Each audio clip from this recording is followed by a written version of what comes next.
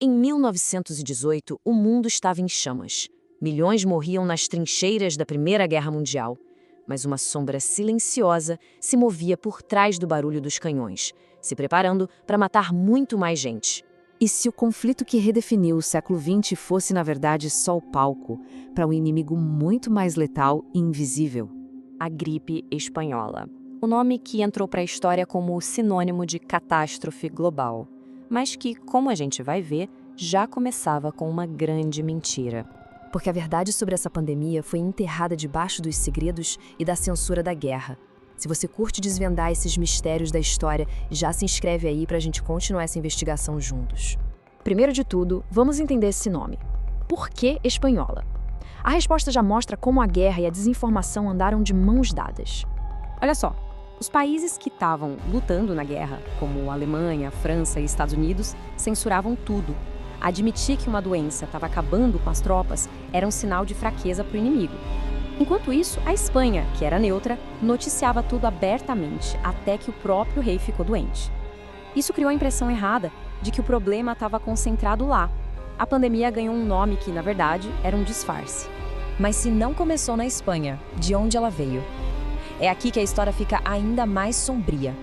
A máquina de guerra, feita para matar, acabou se tornando a maior aliada do vírus. A origem mais provável não foi na Europa, mas bem no meio dos Estados Unidos. Em março de 1918, num acampamento militar superlotado no Kansas, os primeiros casos explodiram. Jovens saudáveis, treinados para lutar, estavam sendo preparados, sem saber, para espalhar uma pandemia pelo mundo. A velocidade foi apavorante.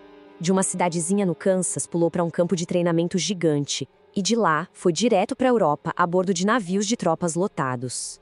Em abril, o vírus desembarcou na França.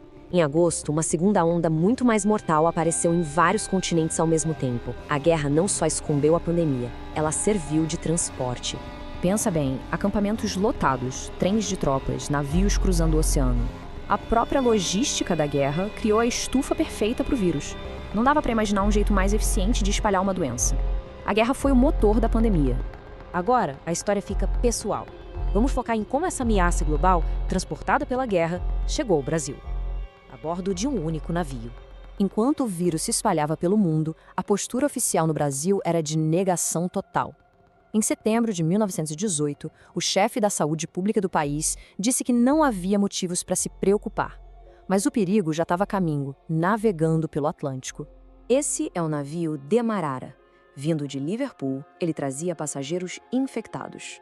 Em setembro de 1918, ele parou em Recife, Salvador e finalmente no Rio de Janeiro, que na época era a capital do país. Mesmo com mortes a bordo, as autoridades liberaram o navio. O vírus havia desembarcado. Em questão de semanas, a negação virou pânico. A capital do Brasil foi pega totalmente de surpresa e mergulhou no caos. Os jornais, que antes ignoravam a doença, de repente estampavam o alarme na primeira página. A gripe se espalhou por quartéis, escolas e subúrbios com uma velocidade assustadora. A situação escalou para o puro horror. O número de mortos disparava dia após dia e o sistema de saúde, completamente despreparado, começou a desmoronar. Até que chegou neste ponto o colapso total. Essa manchete resume tudo. O Rio é um vasto hospital. Faltava médico, faltava remédio, faltava caixão. Lojas, teatros, escolas, tudo fechou. Os coveiros entraram em greve. A cidade parou, sitiada por um inimigo invisível.